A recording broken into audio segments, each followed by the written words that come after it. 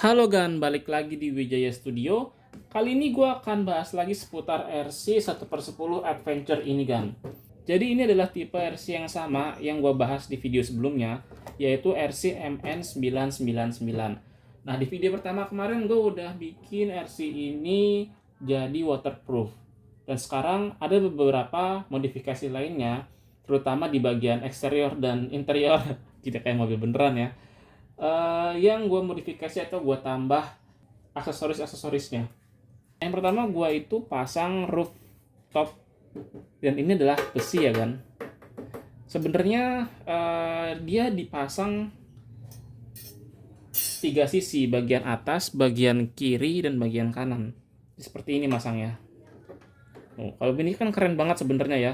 Tapi karena bobot belakang dari RC ini tuh udah berat banget, pas gue pakai bracketnya atau roof racknya ini, jadi tuh kayak terlalu berat di belakang. Kalau misalnya nanjak sedikit aja dia udah balik ke belakang gitu. Jadi terpaksa gue nggak bisa pakai ini karena terlalu sering kelontang ke belakang, dan gue harus cukup puas dengan hasil yang seperti ini. Tapi kalau dilihat ya tetap masih cakep ya, walaupun ditaruh di atasnya doang. Nih kalau dideketin kayak begini kan, tuh bentuknya ini kuat banget loh. Nah, itu yang pertama di bagian bodinya. Kemudian dibalik, di bagian belakang sini, gue pasang ball head. Kemudian dipasangin ring warna merah juga buat nambah estetika. Jadi fungsinya biar kalau gue narik gerobak bisa langsung dicantolin di sini aja. Nah, itu dia di bagian bodinya. Untuk lampu-lampu belum ada yang gue rubah, tapi next gue mau pasang lampu di bagian atas ini. Jadi bisa buat trailing malam-malam atau buat penerangan saat masuk ke gua-gua. Dan modifikasi ketiga, gua langsung buka aja. Gua ubah posisi elektronik. Yang tadinya ada di bawah, gua naikin ke depan karena tadi kan karena pasang roof rack. Jadi bobot itu ada di bagian belakang. Ini gua ubah semua. Baterai udah gua ubah dari yang tipe Li-ion berubah jadi LiPo. Ini gua pakai merek Fan 2600 mAh 30C kalau nggak salah. Kemudian elektroniknya masih sama, tapi gua taruh agak ke depan, dan servonya masih sama. Hanya saja gua tambahin pemberat merek MST di bagian atas. Jadi cukup lumayan stabil kalau misalnya gue pakaiin body, nggak terlalu berat belakang. Oke, dan selanjutnya gue pasang wheel hub. Wheel hub ini gue fungsiin biar sisi rodanya itu kelihatan lebih keluar, nggak terlalu ke dalam. Tadinya itu punyanya dari RC ini ukuran wheel hubnya 4 mm, dan ini gue tambah jadi 9 mm dan metal warna merah. Kalau agen-agen lihat itu di bagian dalam sini, kelihatan nggak ya? Itu warna merah-merah kan? Mungkin tuh kelihatan nggak ya? Di sini. Nah, di bagian sini. Jadi lumayan. Awalnya tuh sebelum dipasangin wheel hub, miring seperti ini karena bobotnya berat di atas. Jadi gampang banget kelontang ke samping. Nah, sekarang udah ditambahin. Harapannya sih nggak terlalu gampang kelontang ke samping ya. Dan tadi juga gue buat main udah lumayan lah. Yaitu modifikasi selanjutnya. Yang terakhir adalah gue menambahkan berat beban di roda. Nah, di velgnya ini gue pasangin pemberat besi, terus gue kelilingin bannya dengan besi seperti ini. Nah, ini besinya. Gue pakai yang ini aja. Gue kelilingin, butuh 1,5 pemberat untuk satu roda.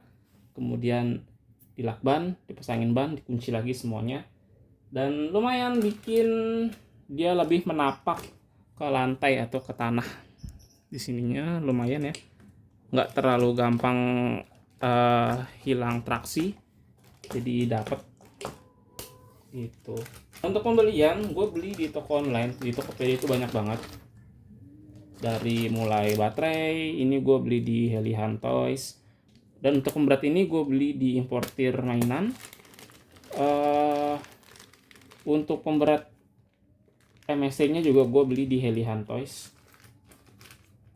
Kemudian apa lagi ya, mungkin itu hub, wheel hubnya ini gue beli di Mobilio Store. Oke, ya ke bawah lupa, hampir lupa nih Gan. Jadi servonya gue ganti di bagian horn servo ini, yang tadinya punyanya dia tuh pendek kan, mungkin cuma segini aja ya, kan ada 2 lubang, gue ganti yang metal. Gue beli di Mobilio Store 25T sama, cuman dia ada lubang yang agak lebih keluar.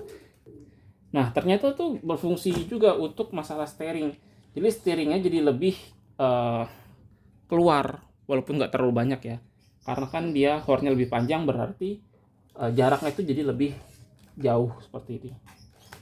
Tuh, lumayan tanpa harus modifikasi link root, dikecilin, dipanjangin, nggak perlu setting-setting di bagian link-linknya ini, hanya ganti di hornnya aja lebih panjang, jadi dia bisa belok lebih patah.